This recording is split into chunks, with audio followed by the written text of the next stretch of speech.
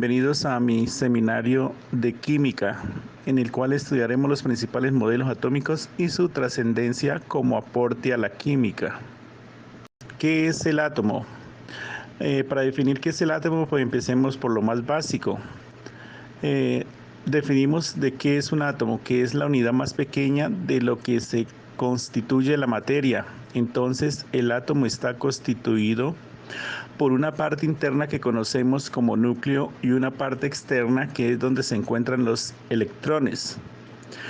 También sabemos que los átomos los hay de diferentes formas y que existen 118 tipos diferentes de átomos que los encontramos en la tabla periódica, pero no siempre la historia del átomo fue de esta manera. ¿Desde cuándo sabemos del átomo? Resulta que conocemos del átomo desde hace 2400 años en la antigua Grecia. Un filósofo llamado Demócrito indicó por primera vez que toda la materia estaba formada por pequeñas partículas indivisibles a las que las llamó átomos. ¿Qué significa átomos? Indivisible o indestructible. Para ese entonces, la teoría propuesta por Demócrito en parte no fue bien vista por otros filósofos como Platón y Aristóteles, de modo tal que esa teoría planteada quedó relegada y poco a poco quedando en el olvido. Y fue una idea que tuvo que ser archivada por un tiempo aproximado de 2200 años. A principios del siglo XIX, en el año 1803, se retoma la idea de que la materia estaba compuesta por átomos. En este caso fue el profesor John Dalton quien volvió a retomar esta teoría y, acompañada a la teoría de los átomos, construyó los 5 postulados que son la base de la química moderna. Vamos a mirar entonces cuáles son esos 5 postulados que planteó Dalton y que constituyeron a la química como ciencia. El postulado número 1, 2 y 3 tienen que ver directamente con los átomos. Mientras que el postulados 4 y 5 de alguna manera tienen que ver con el átomo, pero van un poco más a profundidad. Así haremos énfasis en los 3 primeros postulados. El postulado 1 habla concretamente sobre el modelo atómico de Dalton en 1803. Dice que la materia está formada por partículas que son unas esferas extremadamente pequeñas llamadas átomos. Lo que propone John Dalton es que hay unas microesferas que hacen que exista todo. Todo lo que es materia, él lo miraba como cuerpos sólidos que comenzaban a unirse y su unión comenzaba a formar estructuras cada vez más grandes, de modo tal que terminaban constituyéndose la materia que conocemos a nivel macro, es decir, lo que podemos ver a simple vista. El segundo postulado de John Dalton también tiene que ver con los átomos. Dice: todos los átomos del mismo elemento son idénticos, poseen igual tamaño, masa y propiedades físicas y químicas. Significa que si este átomo era de hidrógeno, según Dalton en 1803, todos los demás eran exactamente iguales. En buena parte John Dalton tuvo razón. Más adelante eso tuvo que ser reescrito por unos hallazgos mediante algo que conocemos como isótopos. El tercer postulado, John Dalton, tiene que ver con átomos de diferentes elementos. En esta ocasión, Dalton reza: los átomos de un elemento son diferentes a los átomos de otros elementos. Para ese entonces ya se conocían algunos elementos y se sabía que tenían propiedades distintas. John Dalton propuso que esa unidad básica de la materia debería tener diferencias internas. En estas imágenes podemos ver que los átomos tenían diferentes tamaños, pero no se llegaba a tal detalle con lo que se conocía experimentalmente en ese tiempo. Como se indicó anteriormente, los postulados 4 y 5 tienen que ver con la unión entre átomos para formar moléculas, y el postulado 4 afirma: los compuestos se forman de la unión de diferentes elementos entre relaciones definidas. Para que sea agua, 2 átomos de hidrógeno y 1 átomo de oxígeno. Para que sea metano, la relación es 1 átomo de carbono y 4 átomos de hidrógeno. como por ejemplo aquí vemos la molécula del agua, la cual está formada por 2 átomos de hidrógeno y un átomo de oxígeno, el metano que tiene 4 de hidrógeno y un átomo de carbono. El quinto y último postulado de Dalton indica que en una reacción los elementos se separan, combinan y reordenan. Nunca se crean ni se destruyen. Esta es una reacción química donde la molécula de metano, que es el componente del gas esencial metano, se quema en presencia de oxígeno, reacciona y miramos cómo el carbón se separa de los átomos de hidrógeno para unirse a los átomos de oxígeno, formando un nuevo compuesto que conocemos como dióxido de carbono más 2 moléculas de agua. Entonces Dalton con esto retomó la idea del átomo y a partir de este nuevo planteamiento muchos años después se comenzaron a hacer estudios más profundos de algo que se conocen como modelos atómicos. Entonces Dalton retomó la idea del átomo. En la diapositiva 2 se dice, pero vamos a entender lo que significa modelo atómico. ¿Qué son los modelos atómicos? Tenemos que tener en cuenta que los seres humanos a la fecha nunca hemos visto o podido ver en detalle a un átomo. Los modelos atómicos son representaciones del átomo para intentar dar una explicación de su estructura, de un modelo planteado. Se deducen sus propiedades que luego deberán corroborarse experimentalmente. Si esas propiedades se confirman, el modelo atómico podrá tener validez. De lo contrario, deberá ser descartado y plantear uno nuevo. Lo más próximo a lo que se ha podido llegar es en esta fotografía. Podemos observar una cantidad de puntos en esta imagen, que es lo que estamos viendo. Es un cúmulo de átomos de carbono en un nanotubo. Esta tecnología nos ha permitido mirar la existencia de los átomos y podemos ver que todavía no podemos observar qué ocurre al interior de los mismos. Eso significa que nosotros no podemos describir completamente cómo es un átomo. Podemos hacer aproximaciones y esas aproximaciones son denominadas modelos atómicos. ¿Cómo nacen los modelos? Los modelos nacen con la evidencia científica de manera experimental. Es decir, que lo que nosotros conocemos visualmente como un átomo es algo que está en la imaginación, pero su forma obedece a unas mediciones experimentales. Entonces, cuando hablamos de modelos atómicos tenemos que hablar de los de mayor relevancia. El primer modelo atómico fue el de Dalton en 1803. Otros modelos de importancia, el de Thomson, el de Rutherford, el de Bohr, el de Sommerfeld, el de Schrödinger y el modelo atómico actual. El modelo de Thomson aparece casi 100 años después de la primera postulación de Dalton. Entonces, para que podamos mirar cómo se propone este modelo atómico, tuvo que haber un antecedente, es decir, conocerse experimentalmente algo para hacer esa postulación. En este caso, los electrones. El descubrimiento de los electrones de unas cargas negativas llamadas electrón resulta que Dalton considera los átomos como esferas y que eran cuerpos sólidos muy pequeños, mientras que Thomson viene con ideas revolucionarias y dice que los átomos tienen cargas y eso lo puede demostrar al modelar, representar gracias a la aparición de las cargas negativas y también a que se conoce que la materia es neutra. ¿Qué significa esto? Que si tiene electrones con cargas negativas también debe haber unas cargas positivas que existan en esa estructura llamadas átomos. Entonces, ¿cómo el descubrimiento de los electrones lo hizo Thomson? Para ese entonces fue generar una diferencia de potencial en un tubo que estaba al vacío. ¿Y esa diferencia de potencial qué significa? Es hacer pasar una corriente eléctrica con una fuerza bastante grande entre los dos polos para hacer que se transfiera una corriente a través de este tubo. Entonces notaron que cuando se hacía pasar una corriente bastante fuerte, inicialmente esa corriente eléctrica pasaba derecho.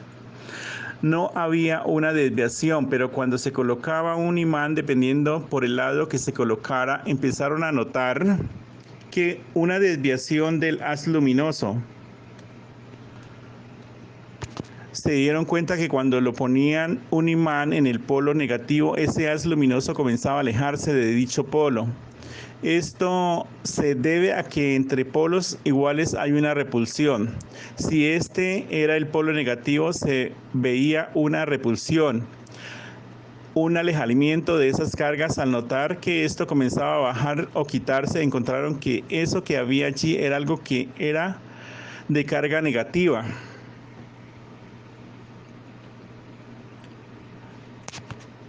Con la medición de la masa de este haz que pasaba por este sector, se dieron cuenta que lo que transfería por aquí no eran átomos. Se encontraba que es una onda que correspondía a algo que era mucho más liviano y que tenía una carga negativa.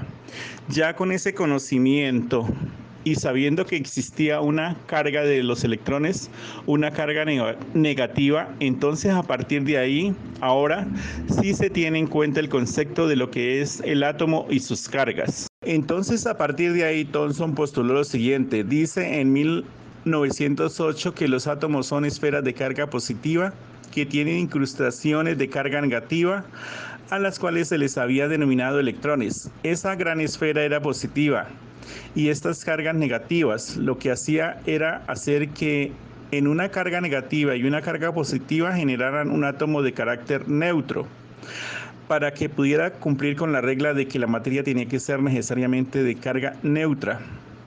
En ese entonces la evidencia experimental le daba la razón a lo que proponía Thomson. Sin embargo, poco tiempo después comenzaron a encontrarse algunos estudios que comenzaban a rechazar la idea de Thomson.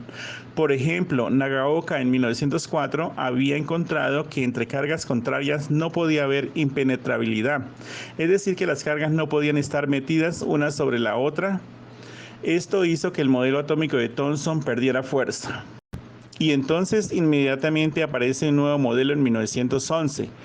Pocos años después del primer modelo aparece Rutherford, otro de los grandes científicos de esa época. Él decía que los átomos tenían una característica diferente y es que ellos no tenían solamente cargas negativas. Esas cargas negativas estaban atraídas por unas cargas positivas, pero que ellas no estaban unidas unas de las otras. Rutherford lo que plantea es que existía un núcleo en el centro del átomo y que por fuera del mismo unas órbitas de igual tamaño existían unos electrones girando en su entorno. Desde aquí ya aparece la idea de lo que es un núcleo con carga positiva y unos electrones con carga negativa que están girando en torno a ese núcleo. Los lugares por donde giran los electrones se le conocen como órbitas y más adelante se llaman orbitales. Este modelo estaba mucho más acertado que el que había planteado inicialmente Thomson.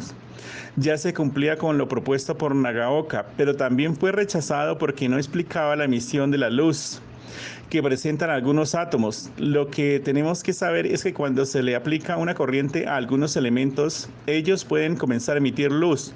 Lo podemos ver, por ejemplo, en los tubos de las lámparas, donde se coloca corriente para que ellos generen luminosidad. El modelo atómico de Rutherford no era capaz de explicar por qué la materia tenía ese tipo de comportamiento.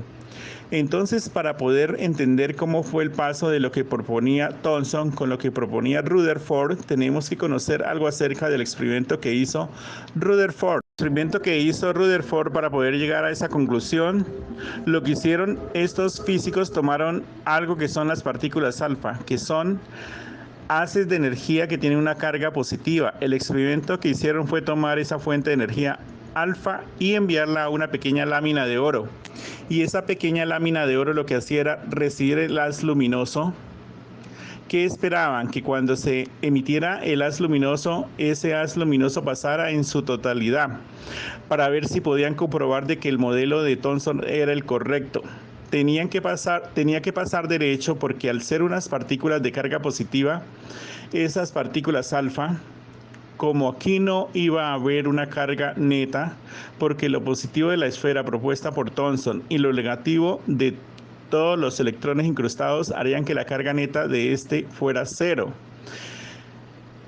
Entonces, si enviaban un haz de luz positivo, no tendría por qué retenerse, tenía que necesariamente pasar derecho. Este era el resultado esperado. Era lo que necesitaban para afianzar el modelo de Thomson. Pero el resultado que ellos esperaban no fue lo que ocurrió. Ocurrió lo siguiente: cuando se hizo el ensayo de la lámina de oro, Lo que hizo fue reflejar algunos pocos rayos de las partículas alfa, mientras que otros pasaron derecho. Ese resultado observado fue el que aprovechó Rutherford. Entonces Rutherford, en una lámina de oro constituida por átomos, pueden haber unas pequeñas fracciones de carga positiva que sean capaces de volver la partícula alfa y desviarla, y unos espacios vacíos que permitan el paso de esas partículas.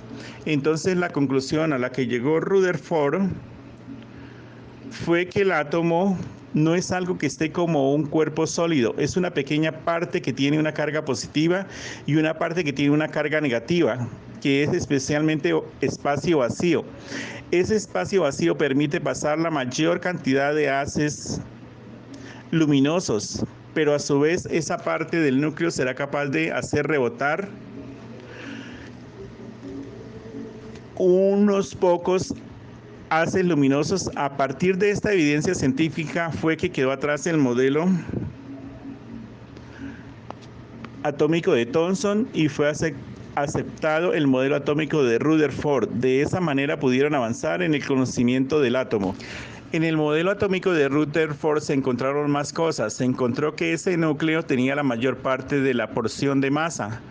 Es donde está ubicado lo más pesado del átomo, y la parte más voluminosa es donde están los electrones.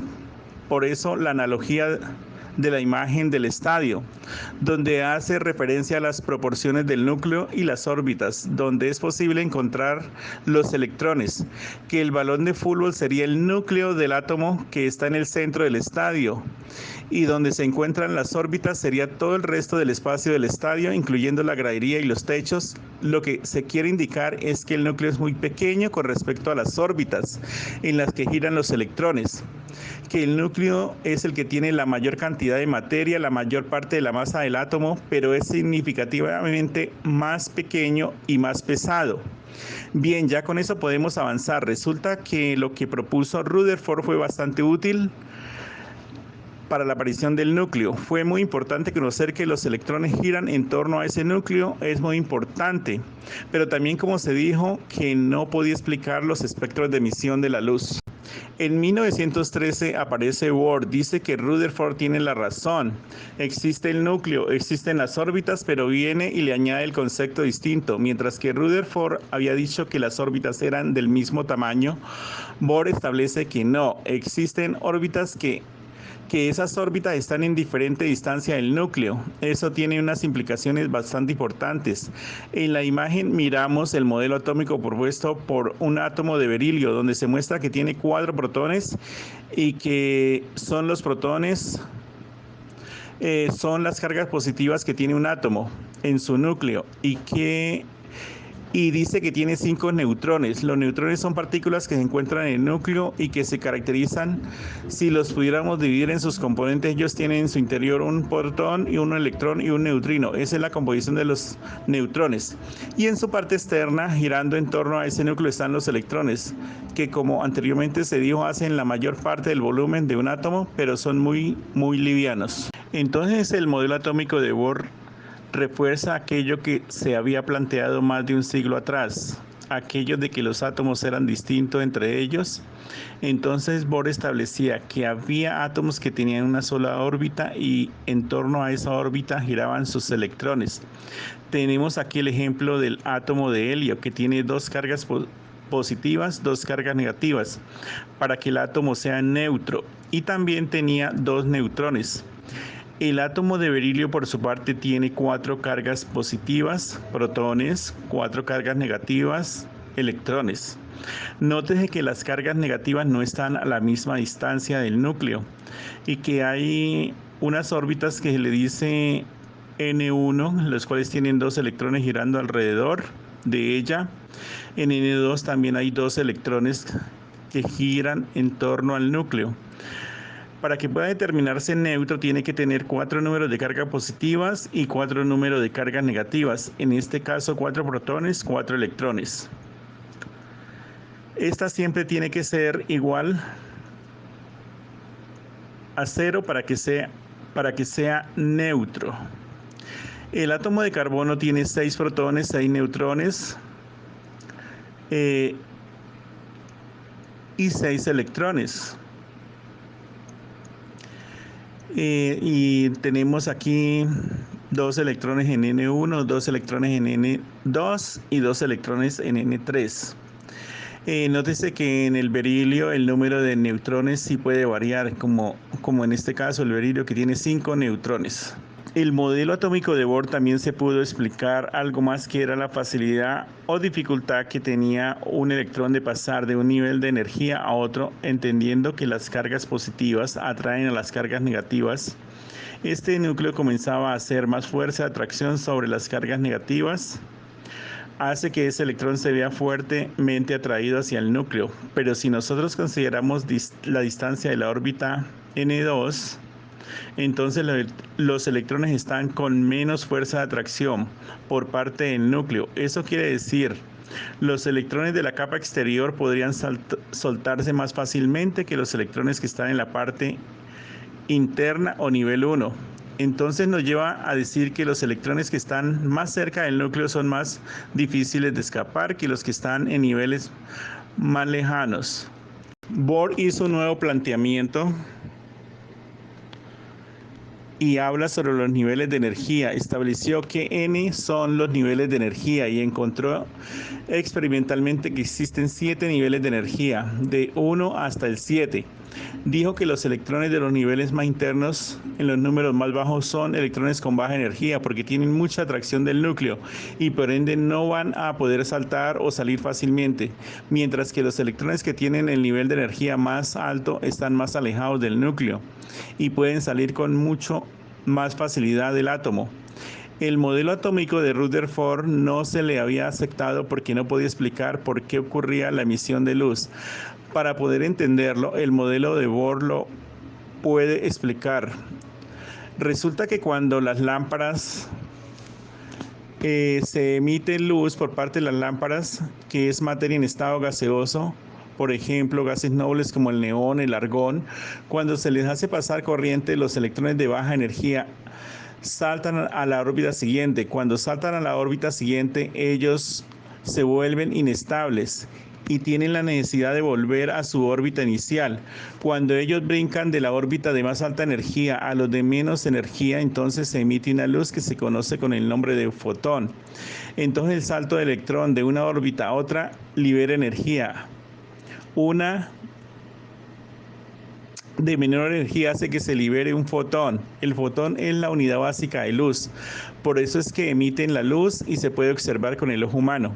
Ya con esto podemos mostrar cómo fue que Bohr hizo unas contribuciones bastante relevantes.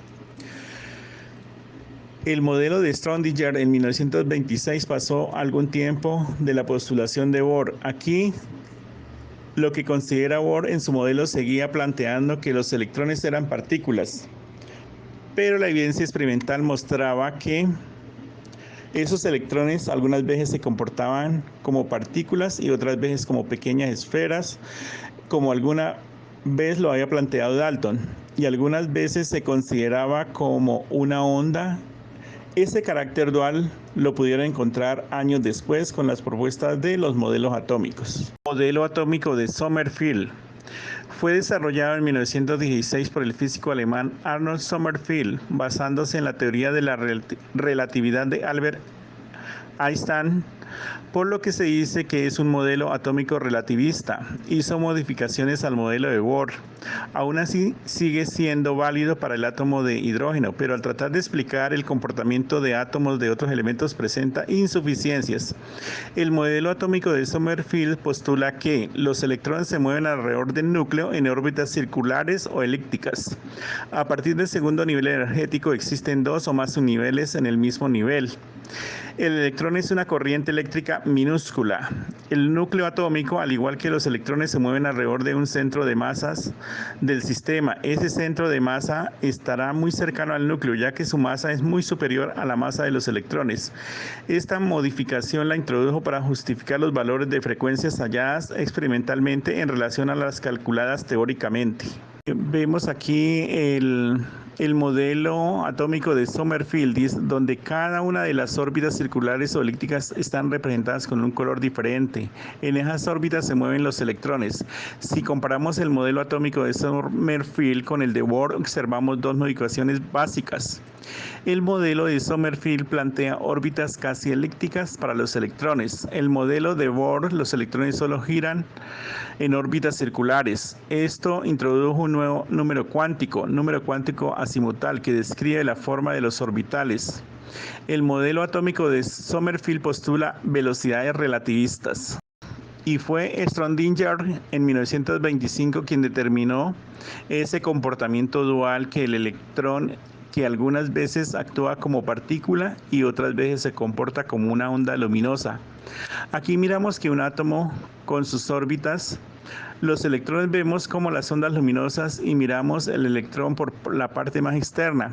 Este es el modelo atómico propuesto por Erwin de Schrödinger y es el modelo atómico que de alguna manera se ha mantenido en el tiempo. Obviamente ha tenido algunas modificaciones, pero en esencia lo más relevante lo propuso este científico. Una de las contribuciones importantes que hizo de Schrödinger fue encontrar algo que se conoce como densidad de probabilidad de ubicar un electrón en un átomo. ¿Qué significa? Que ese electrón, como onda o partícula, dependiendo del nivel de energía, él va a tener un sitio que es más probable encontrarlo. Esto con una técnica del espectro de emisión. Comenzaron a observar diferentes tipos de átomos y encontraron que los que tienen pocos electrones solo tienen ocupado el nivel de energía. Al observar diferentes tipos de átomos y encontraron que los que tienen pocos electrones solo tienen ocupado el nivel de energía 1. Recordando que a cada órbita le caben 2 electrones, encontramos que unos electrones se iban a ubicar en una esfera pequeña y esa esfera estaba en torno al núcleo del átomo. Entonces los electrones de esa esfera le dieron el nombre S, que se conoce con el nombre de subnivel de energía. Después encontraron que los electrones del nivel de energía 2 también estaban en unas esferas, eran más grandes que las de los 2 electrones que estaban en su interior. Entonces se encontraron que no solamente era en esa esfera, también encontraron que habían otros electrones casi en un tamaño similar en la esfera, pero este material se distribuyó esencialmente como está en la imagen, que es una presentación esquemática. Como la observamos entonces, recordemos solamente una esfera S unidas por el centro, un cuanto alargadas. En el nivel 3 también existe una esfera que es más grande que la esfera de los niveles anteriores. También existía otra esfera más compleja, unidas de forma alargada. Con eso de los espectros de emisión conocemos cómo es realmente las órbitas de los átomos. Esto gracias a los hallazgos del científico Erwin Schrödinger. Las órbitas las conocemos, las órbitas S, las órbitas P, órbitas D y órbitas F. ¿Cuál es el modelo atómico actual? El modelo atómico actual o modelo orbital. El modelo actual es un modelo evidentemente matemático probabilístico. Se dice que es un modelo mecánico cuántico y digamos que aquí ya no se habla de órbitas sino de orbitales. Es una región del espacio donde se puede encontrar un electrón. Este modelo atómico se desarrolló en la década de 1920 como resultado de los aportes de conocimiento de muchos científicos, entre ellos Broglie, Einstein, Bohr, de Schrödinger, Heisenberg. Está basado en la mecánica cuántica ondulatoria, la cual está fundamentada en los números cuánticos. Los números cuánticos son 4, principal, azimutal, magnético y spin. Sirven para describir cada uno de los electrones de un átomo. Cabe destacar que para los electrones de un mismo átomo, la combinación de estos 4 números nunca es la misma. En esta teoría se afirma que en los átomos los electrones están distribuidos en niveles de energía estacionaria o fija. Los electrones se mueven alrededor del núcleo sin perder ni ganar energía y solo lo hacen cuando pasan de un nivel a otro. Un subnivel de energía está formado por igual número de subniveles. Un subnivel de energía consta de uno o más orbitales o nubes electrónicas. Un orbital o nube electrónica se llena con dos electrones, con rotación contraria, es decir, distinto número de spin, número cuántico. Gracias por su atención.